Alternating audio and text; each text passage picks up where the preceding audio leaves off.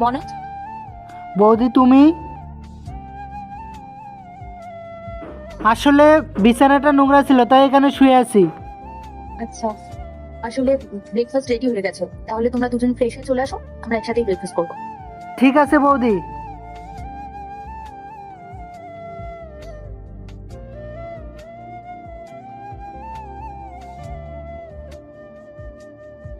রাহুল, চা। হুম। রাহুল, জানো আজকে যখন আমি সকালবেলা মনোজদের রুমে গেলাম না, আমি দেখলাম ও নিচে শুয়ে রয়েছে। কি বলছো তুমি? তোমারটা নিচে শুয়েছিল কেন? জানি না রাহুল, ও তো আমাকে বললো যে বেডটা নাকি নোংরা রয়েছে, তাই ও নিচে শুয়েছিল। কিন্তু আমার না ব্যাপারটা ঠিক মনে হলো না। সেই সময় মেঘা কোথায় ছিল? ও ফ্রেশ হচ্ছিল।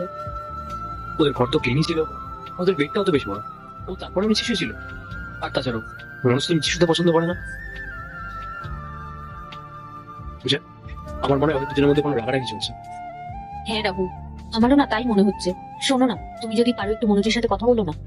আচ্ছা ঠিক আছে, আমি ওর সঙ্গে সকালে কথা বলছি। মনোজ,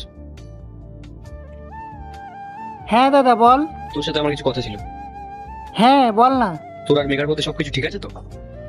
হ্যাঁ দাদা, সব ঠিকই আছে, কিন্তু তুই এখন এইসব জানতে চাচ্ছিস? তুই এত বড় হয়ে গেছিস যে তুই তো নিজের দাদার কাছে মিথ্যা কথা বলছিস। তো বৌদি না কাল সবকিছু নিজের চোখে দেখেছে। তুই ঘরে নিচে শুয়েছিলিস কেন? তুই তো নিজে শুতে পছন্দ করতিস না। আসলে দাদা, মিগা আমারে বিয়ে করে হ্যাপি নয়। মানে?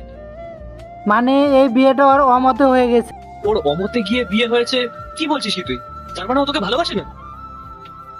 দাদা, এই কথাগুলো যদি তুই আমাকে জিজ্ঞেস না করে ওকে জিজ্ঞেস করতিস তাহলে অ্যান্সার পেয়ে যেতিস। আচ্ছা ঠিক আছে, আমি ওর সঙ্গে কথা বলবো।